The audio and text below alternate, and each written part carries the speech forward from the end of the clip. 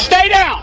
I told you to stay down. I am not resisting. You walk in here dressed like that expecting everyone to salute you? I don't care how many medals you pinned on. You don't get special treatment because you throw on a uniform. My identification is valid. I've seen... At 6:14 p.m. on a Sunday evening inside Atlanta Hartsfield-Jackson International Airport, a black man in navy dress blues walked through the civilian terminal alone. His name was Senior Chief Darnell Osei. He was 38 years old, an active-duty Navy SEAL with more than 16 years in special operations. Less than 72 hours earlier, he had been emergency evacuated from a covert operation inside Iranian territory. The details of that mission would never be made public. What was visible were the marks it had left on him.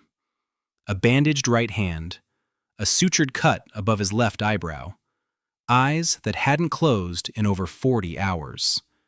He carried a duffel bag over one shoulder and a sealed military dossier under his arm, stamped with Department of Defense classification markings. He had been rerouted through Atlanta on a military transport connection and directed through the civilian terminal to catch a flight to Naval Station Norfolk, where a classified debrief was waiting. The terminal was busy with the usual Sunday evening crowd. Families returning from vacations, business travelers on red-eyes, flight crews moving between gates. Osei moved through them with the steady, controlled posture of a man trained to function under conditions that would break most people. His pace was even, his eyes forward, his uniform pressed despite everything he had been through. The ribbons on his chest told a story most people in that terminal couldn't begin to understand. He wasn't looking for attention. He wasn't making a scene. He was a wounded serviceman trying to get from one gate to another inside his own country. He just wanted to get to his flight. Officer Craig Bellingham stood near the international arrivals corridor with a coffee in one hand and his radio on his shoulder. He was 42 years old and had been with the Atlanta Airport Police Department for 16 years. In that time, 31 complaints had been filed against him, overwhelmingly by Black and Latino travelers. Excessive questioning, unnecessary pat-downs, aggressive detentions that led nowhere. Every single complaint had been investigated internally and cleared. Some were dismissed as misunderstandings. Others were filed away with vague notes about high-pressure situations. None of them ever stuck. Among certain colleagues, Bellingham had earned the nickname the Gatekeeper. He wore it with pride, never quite understanding the contempt behind it. His partner that evening was Officer Nolan Fitch, 29, 5 years on the job.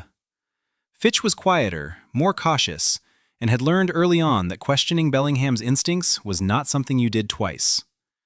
He stayed a step behind, watching the crowd, following Bellingham's lead without hesitation. Bellingham's eyes moved across the terminal the way they always did, scanning, sorting, deciding who belonged and who didn't. And then they locked on one traveler in particular, a black man in navy dress blues walking through the concourse with a duffel bag and a sealed envelope under his arm. Bandaged hand, cut above his eyebrow, tired eyes. Most people in that terminal would have seen a wounded serviceman coming home. Bellingham didn't. He saw a black man in a uniform that didn't sit right with him. He saw someone who didn't match his idea of what a senior chief was supposed to look like. He saw a target, and he was already moving. Bellingham stepped directly into Osei's path. The gap between them was less than 2 feet. "Hey, hold up! Where are you coming from?" Osei stopped. His posture stayed straight, his tone respectful. "Military travel, sir. I'm connecting through to Norfolk."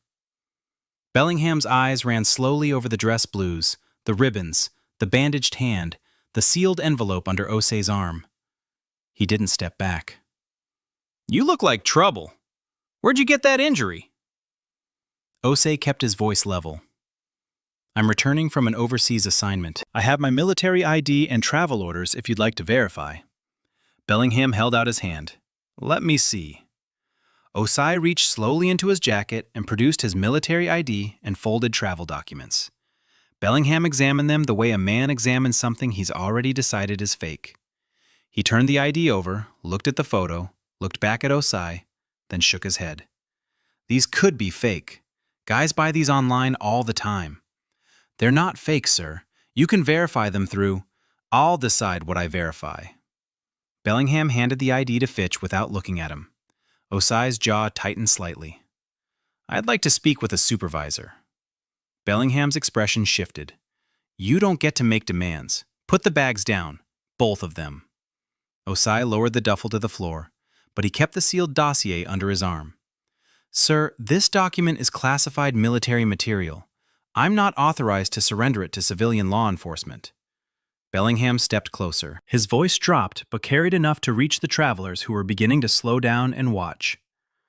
I don't care what you call it. You put it down, or I'll put you down. Fitch shifted his weight behind them.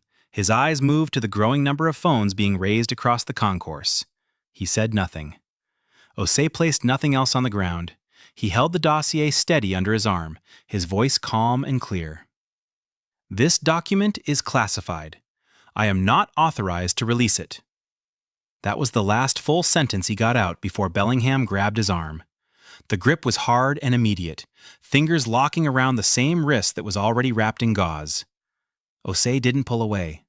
He didn't shift his weight. He said, I am not resisting. This document is classified. Bellingham twisted the arm upward. The gauze tore slightly and Osei's jaw clenched, but he stayed still. Then Bellingham drove his open hand into Osei's upper back and shoved him forward. Osei's knees hit the tile first, then his shoulder, then the side of his face. The sealed dossier skid across the terminal floor, spinning to a stop near a row of seats. The sound of the impact echoed through the concourse. A woman gasped. A child near the window started crying. Fitch moved in fast and pinned Osei's legs to the floor. Bellingham dropped a knee between his shoulder blades and yanked both arms behind his back. The bandage on Osei's hand tore open completely. Blood smeared across the white tile. Stop resisting! Bellingham shouted. I have not moved, Osei said. His cheek was pressed flat to the floor. His breathing was controlled. You are on camera. Bellingham leaned close. The body cam on his chest was blinking red. It picked up every word. Guys like you always have a story. Uniform doesn't make you somebody. The concourse had gone still. A wall of phones surrounded them. A retired Marine colonel in a veteran's cap stepped forward, his voice hard. That man is in a Navy uniform. Let him go. Now. A young woman near the gate had her phone raised at arm's length, live streaming. The viewer count was already in the thousands. A white man in a business suit announced loudly, I'm an attorney, and what I'm watching is unlawful. Fitch leaned toward Bellingham, voice low. Craig, maybe we should check with a supervisor. Bellingham didn't look at him. He tightened the cuffs and stood up. Airport Police Sergeant Vanessa Trask came around the corner of Concourse B at a fast walk, drawn by the radio call Bellingham had put out and the sound of raised voices carrying down the terminal. She was 44 years old, 18 years on the job, and had supervised enough shifts to know the difference between a real incident and an officer making one. What she saw stopped her mid-stride. A black man in full Navy dress blues was face down on the terminal floor, blood on the tile beneath his hand, cuffs on his wrists, a knee mark still visible on the back of his jacket. 2 officers standing over him, and a sealed military dossier lying 10 feet away on the ground near a row of plastic seats, classification markings facing up for anyone to see. Trask moved fast. She stepped between Bellingham and the crowd, looked down at Osei, then back at Bellingham. Get him up. Now. Bellingham didn't move. He's non-compliant. Trask crouched slightly and picked up the military ID that Fitch was still holding. She read the name, the rank, the unit. Senior Chief Petty Officer, Naval Special Warfare. She stood slowly and looked Bellingham directly in the eyes. Her voice dropped low enough that only he and Fitch could hear. Craig, do you have any idea what you've done? Bellingham's jaw tightened. He was, take the cuffs off. Now. Bellingham didn't move. Trask didn't blink. That was not a request, officer. Fitch stepped forward and removed the cuffs. Osei rose slowly from the tile. His right hand was bleeding freely now, the bandage torn away completely. The cut above his eyebrow had reopened. He flexed his fingers, wincing, and looked at Trask. She met his eyes. "Senior Chief, I'm Sergeant Trask. I'm calling medical and my commanding officer right now." She walked to the dossier, picked it up carefully by the edges, and secured it under her arm. Then she keyed her radio. "Chief Pratt, this is Trask, Concourse B. I need you here immediately. We have a situation involving an active duty Special Operations Service member and classified military documents." Trask walked Osei down a side corridor and into a small conference room used for internal briefings.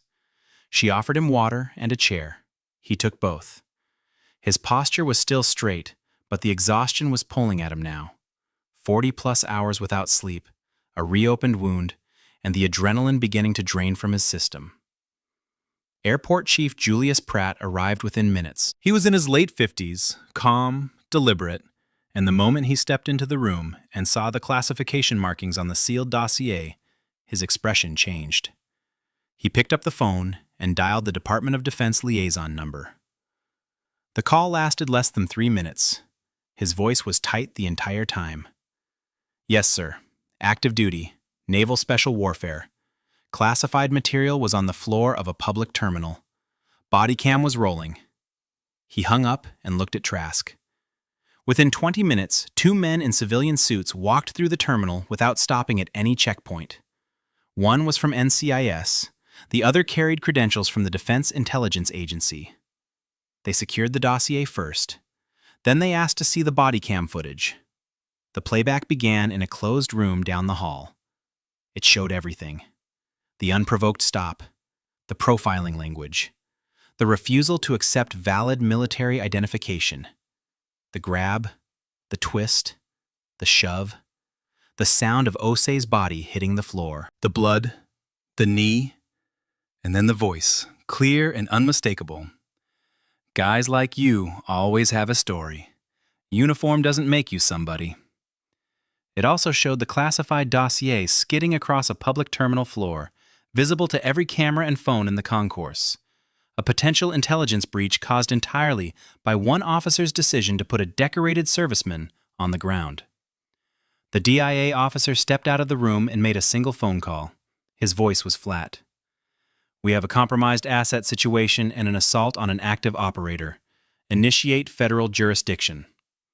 He hung up and walked back inside. Pratt looked at Trask. "Pull Bellingham and Fitch off duty immediately. Radios, weapons, badges, body cams, everything." The NCIS agent added without looking up from the screen, "And nobody talks to them before we do." A federal attorney reviewing the footage in Washington that same hour said it plainly. "This isn't misconduct. This is a federal crime on at least 4 counts." By the time the sun set over Atlanta that evening, the live stream from the terminal had crossed 2 million views and was still climbing. The young woman who had started recording near the gate had not stopped. Her footage showed everything from a civilian angle: the shove, the blood, the cuffs, the crowd's reaction, and the moment Trask arrived and shut it down.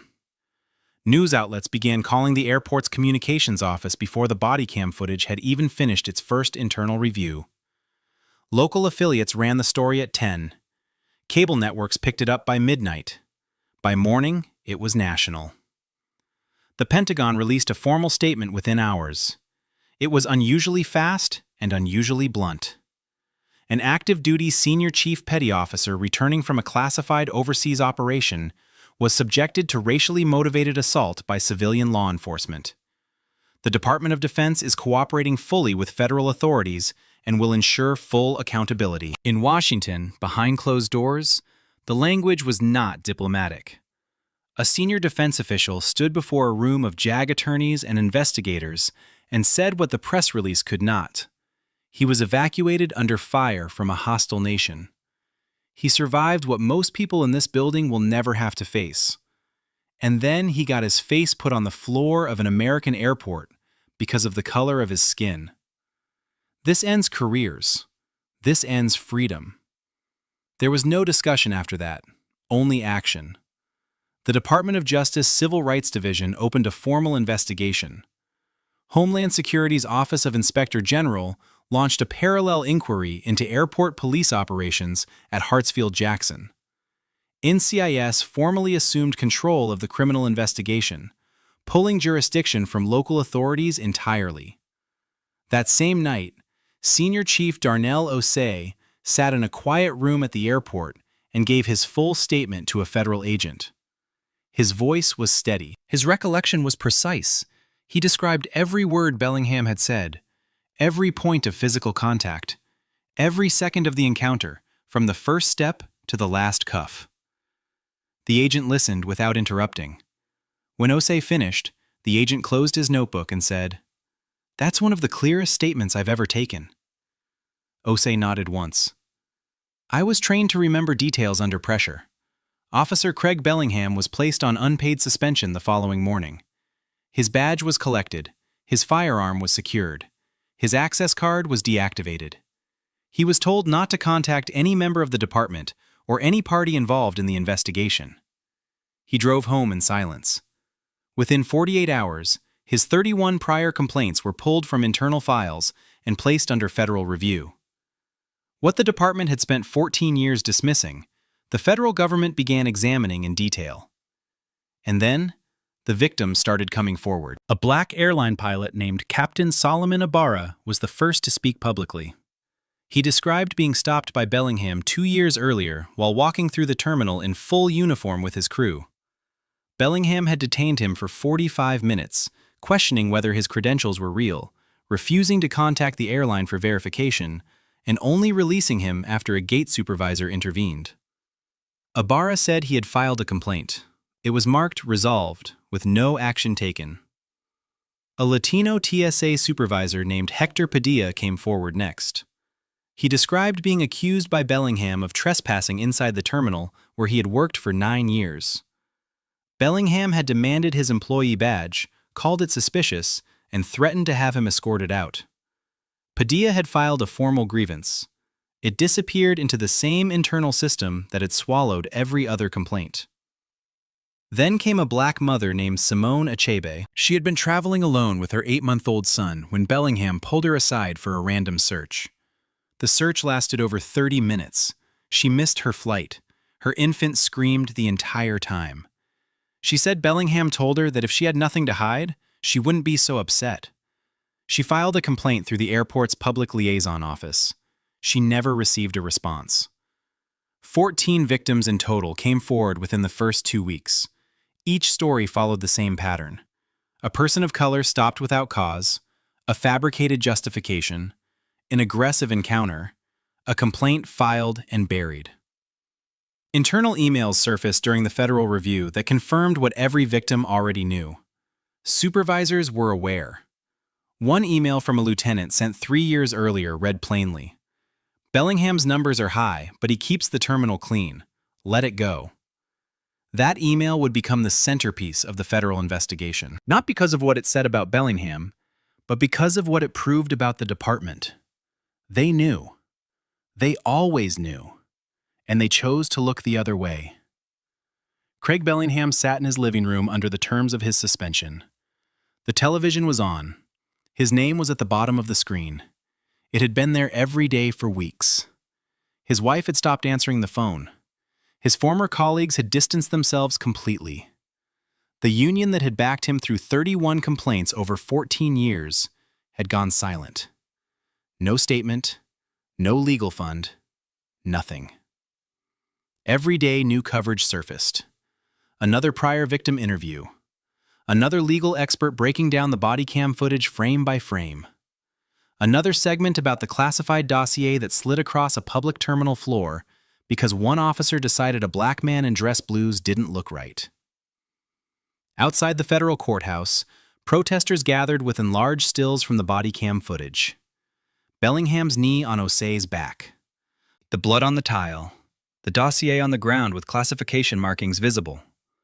Inside, attorneys prepared for what analysts were calling one of the most clear-cut federal civil rights cases in recent memory. The Pentagon had not withdrawn its statement. Federal monitors were already assigned to the airport police department before a verdict had been reached. Osei had not spoken publicly since his statement to NCIS. He had returned to limited duty at Naval Special Warfare Command. His commanding officer had made clear the Navy considered the matter far from resolved. The body cam footage had crossed 30 million views. It had been entered into federal evidence. It would be played in a courtroom. Every frame, every word, every second of a decorated Navy SEAL's face pressed to the floor of an American airport while bleeding from wounds he received serving his country. And somewhere between a federal investigation and charges that could reach 20 years, a man who survived extraction from hostile territory in Iran sat in uniform, waiting for a system that failed him on a terminal floor to decide whether it would fail him again. The cameras were still rolling. The world was still watching. And this story was not over. If this story moved you, don't just watch in silence. This case was disturbing, but the one on the right ends in a way no one expects.